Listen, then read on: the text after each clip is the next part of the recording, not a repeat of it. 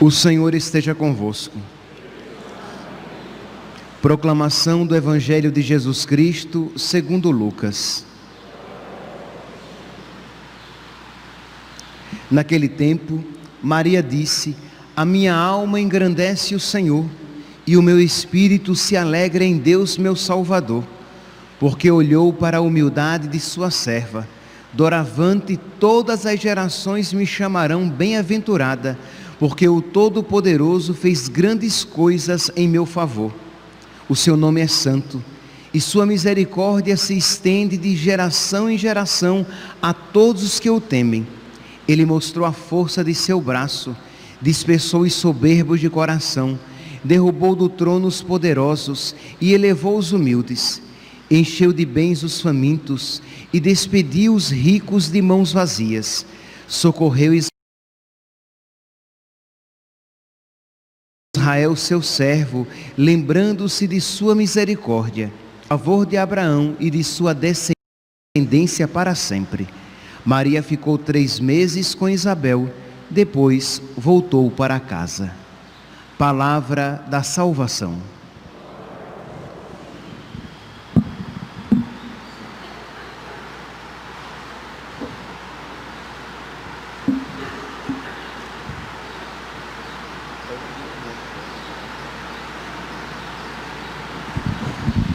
Caríssimos irmãos e irmãs, estamos nos aproximando do Natal do Senhor. Estamos há alguns dias, estamos no 6º dia da nossa Semana Santa. Amanhã já rezaremos a antífona Ó Emanuel. Pois bem, estamos então às portas do Natal. E a igreja nos convida na liturgia de hoje a deixar brotar dos nossos corações alegria e gratidão. Uma coisa, meus santos, que nós precisamos pedir a Deus que nos conceda olhar o Natal e viver o Natal com os olhos de quem os vê e os vive de uma maneira nova, como se fosse a primeira vez, porque senão nós iremos viver o Natal, nós iremos ouvir os textos natalinos com ouvidos antigos, acostumados com este mistério e que não se encanta mais. Isto é, nós estamos falando que Deus, o Eterno, o Onipotente, o Onisciente, o Onipresente, o Todo-Poderoso, Ele se fez pequenininho por amor a nós, para nos salvar. Ele assumiu aquela natureza que por nós, por nossa culpa, nós a manchamos com os pecados. Pois bem, sem assumir o pecado, que não fazia parte da natureza humana, Ele assume verdadeiramente esta natureza, fazendo-se verdadeiramente homem para nos salvar. E tudo isso expressão do seu amor, do seu desejo de amizade conosco, de ser nosso amigo, de fazer o seu Pai, nosso Pai também, e de nos fazer participantes da sua alegria, da sua natureza, da sua perfeição. Mas nós ouvimos isso, e nós nos preparamos para isso, assim, como se fosse a coisa mais trivial do mundo, como se fosse, assim, algo óbvio, natural, e que até merecedores disso seríamos. Então nós precisamos pedir a Deus.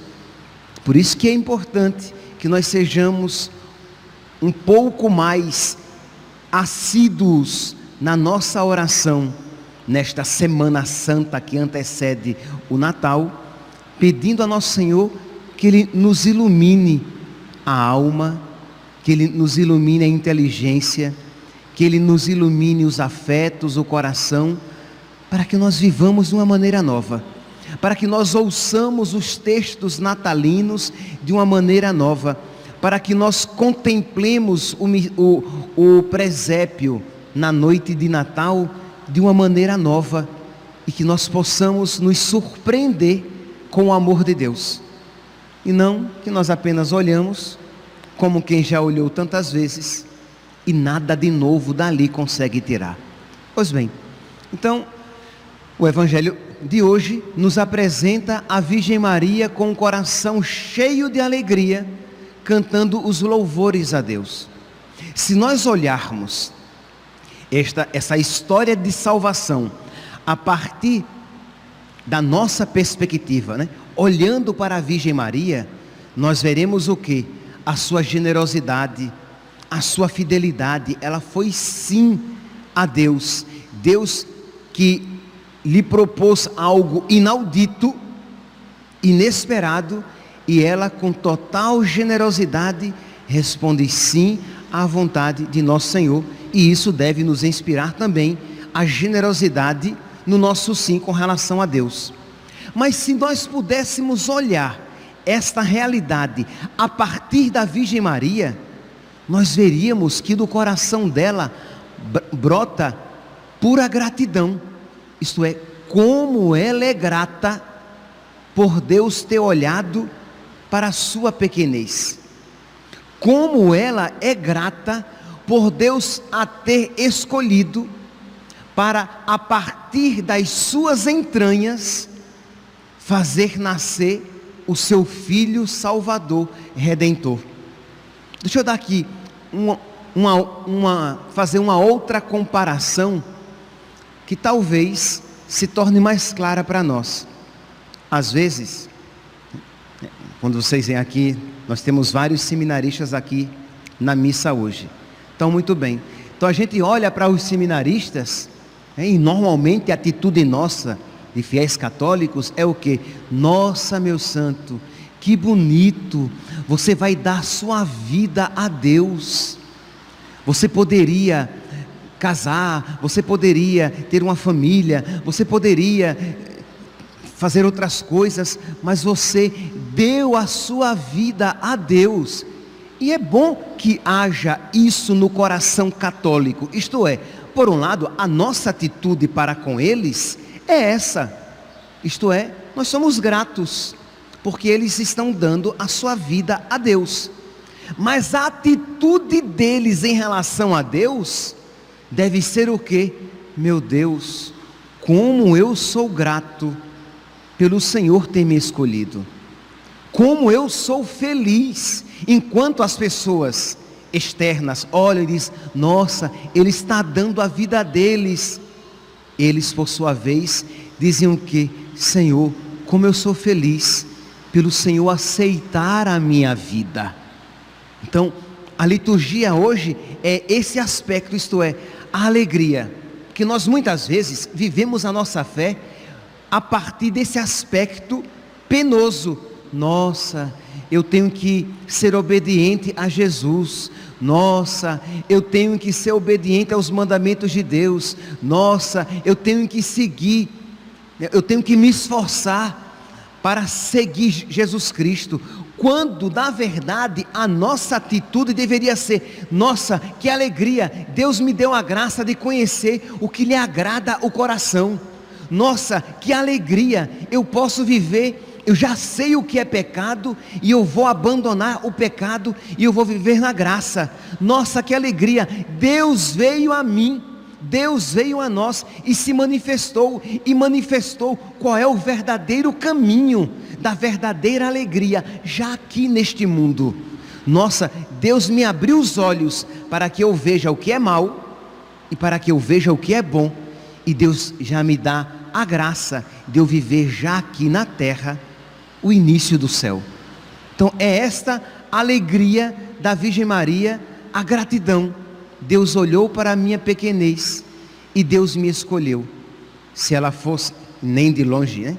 Ela o é, mas se ela fosse ingrata, iria olhar todas as dificuldades que ela teria a partir de então, mas o seu coração é pura gratidão e alegria Deus me escolheu, Deus olhou para a pequenez da sua serva, e a partir daqui, deste mistério que começa a nela se concretizar, Deus fará o quê? Deus fará grandes coisas, porque santo é o seu nome. A sua misericórdia agora vai se estender de geração em geração a todos os que o temem, porque Ele mostrou a força do seu braço.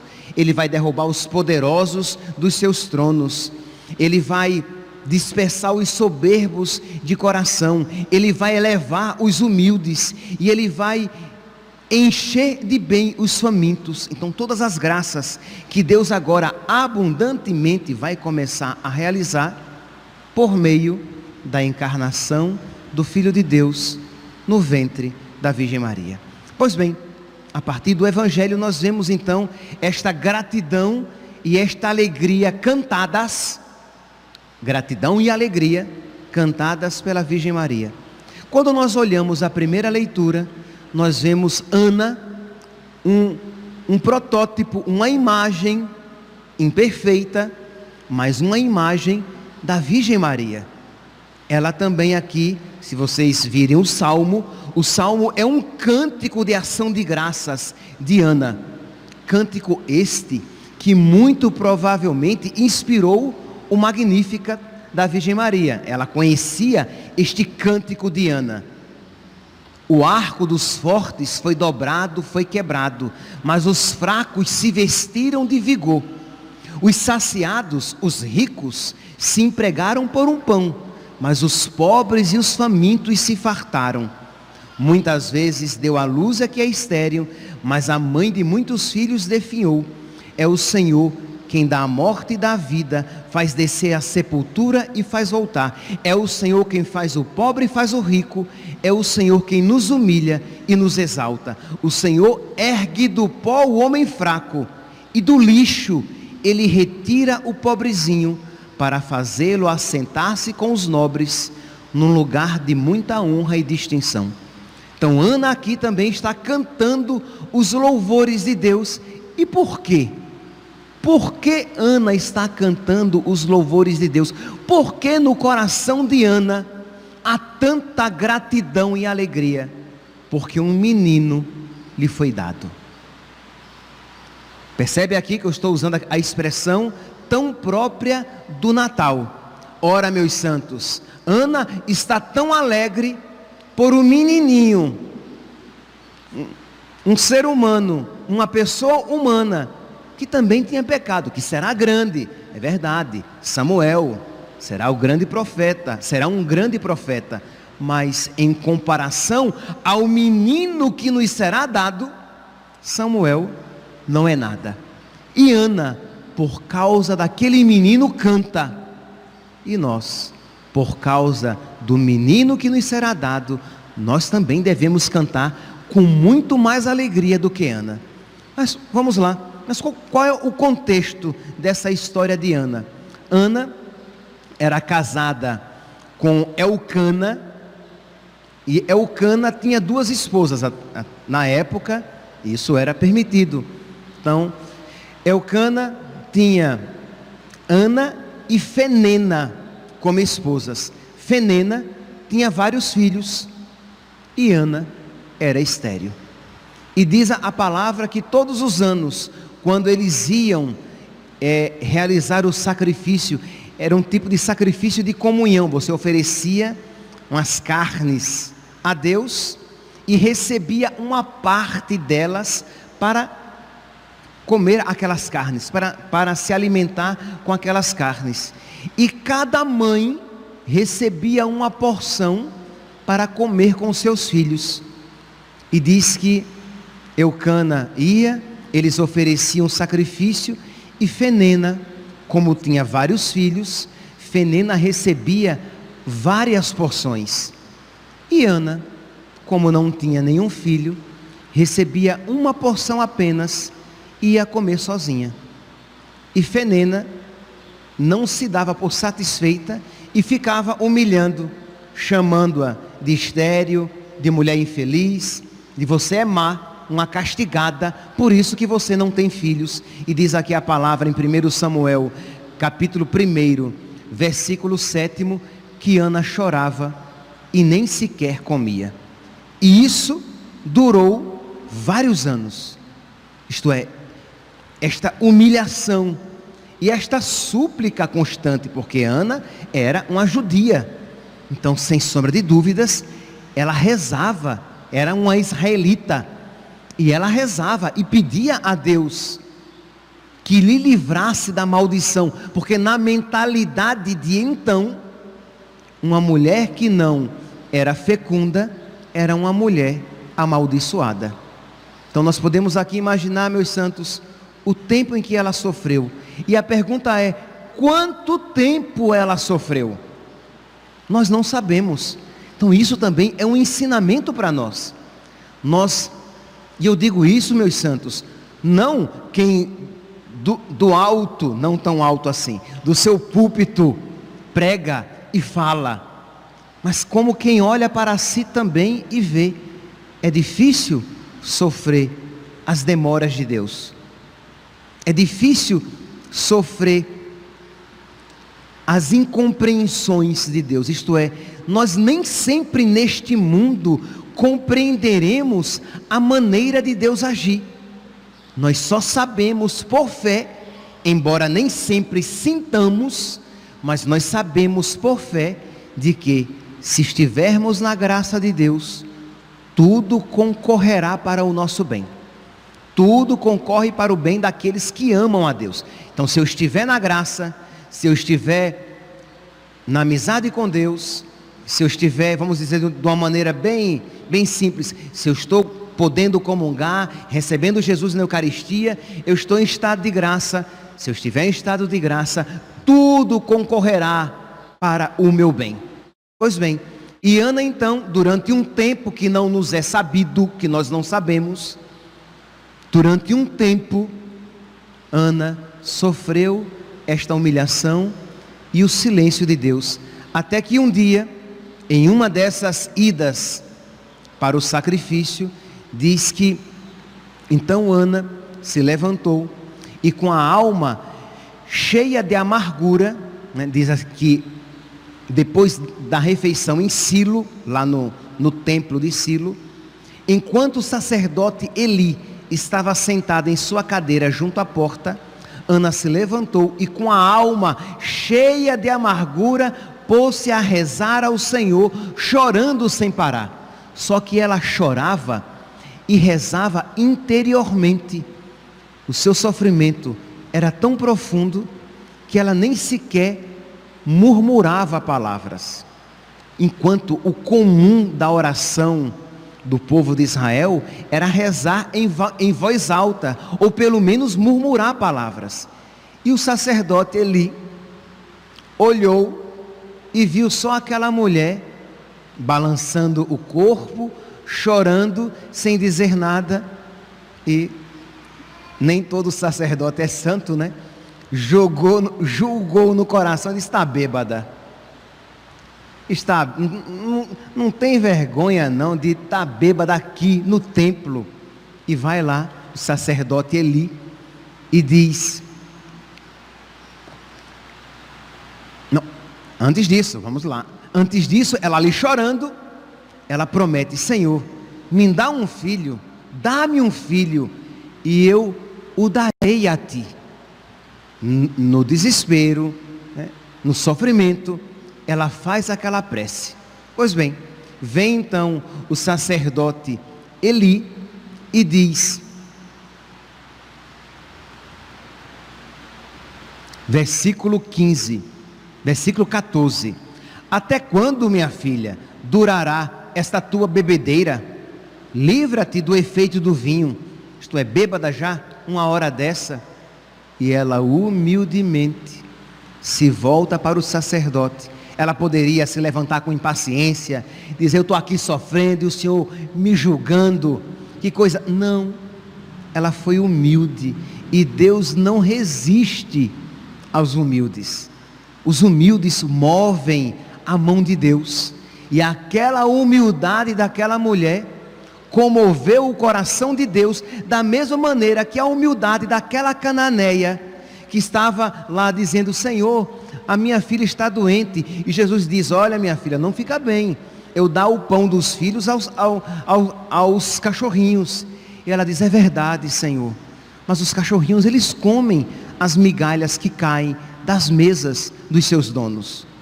E aquela fé e aquela humildade espantaram o nosso Senhor, que lhe concedeu aquela graça.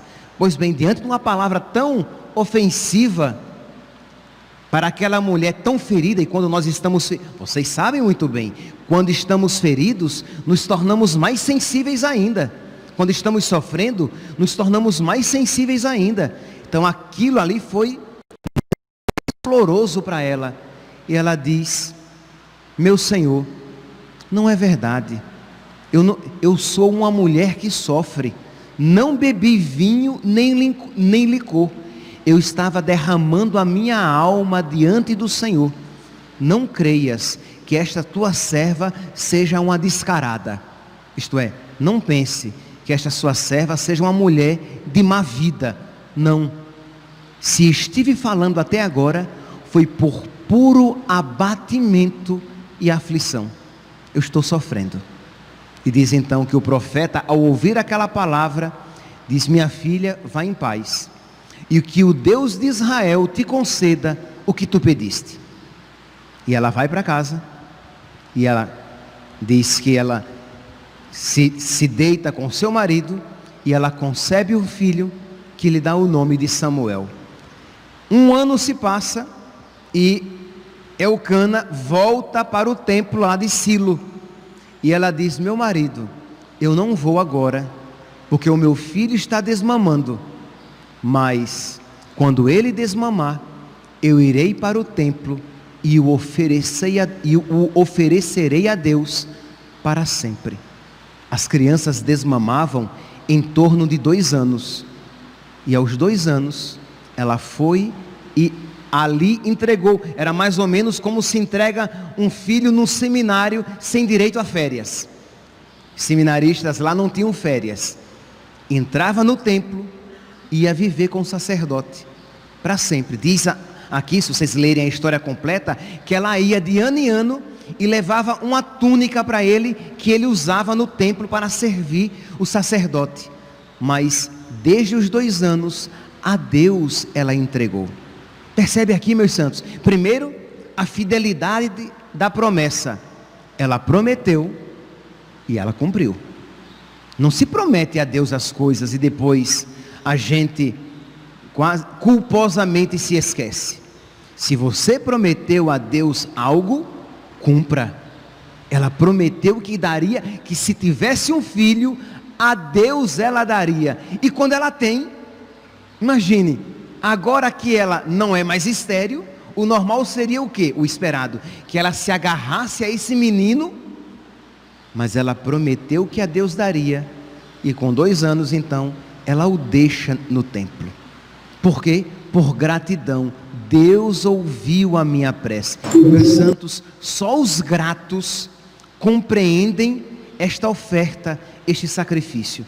Quando nós somos gratos pelo dom que Deus nos deu, a vida, nós também a Deus nos oferecemos. A minha vida, Senhor, é tua. Os meus anos, Senhor, serão teus. Eu quero viver, Senhor, para buscar a tua glória, e não eu me apegar à minha vida e querer realizar a minha vontade e querer conquistar os meus desejos, porque eu quero ser feliz. Senhor, eu sou tão grato que o Senhor me chamou à existência. Eu sou tão grato que o Senhor me chamou à vida. O Senhor me deu fé. O Senhor me fez católico. Eu fui batizado. Eu posso comungar.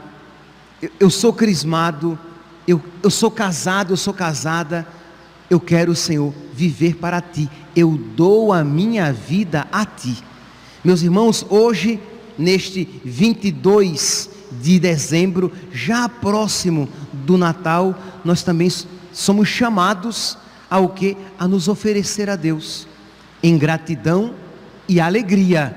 Não apenas nos oferecer a Deus chorando de má vontade, mas com toda alegria. Tu mereces, Senhor, tu mereces a minha entrega, tu mereces, Senhor, que eu me ofereça, e tu és bom em me aceitar, porque, Senhor, apenas uma maneira jocosa de dizer, se eu fosse o Senhor, eu não me aceitaria como oferta, porque é uma oferta muito sem graça, mas o Senhor é tão bom, que o Senhor me aceita como oferenda. O Senhor é tão bom, que o Senhor aceita sentar-se no trono do meu coração, que na verdade é uma cadeirinha muito bamba. Isto é, o meu coração não é muita coisa, a minha alma não é nada, e o Senhor quer entrar no meu coração e tomar posse da minha vida.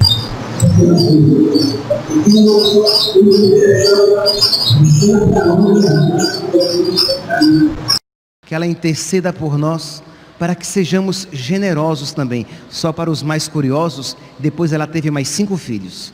Deus a abençoou de tal maneira, que ela teve mais 3 meninos e 2 meninas. Por quê? Porque Deus não se deixa vencer em generosidade. Ela foi tão generosa, dando o próprio filho, que Deus lhe deu muito mais. Assim será conosco, meus santos. Quando somos generosos com Deus, Deus retribui infinitamente mais. Que Santa Ana interceda por nós, que São José interceda por nós, que a Virgem Maria interceda por nós, para que Deus também misericordiosamente olhe para a nossa pequenez. Louvado seja nosso Senhor Jesus Cristo, para sempre seja louvado.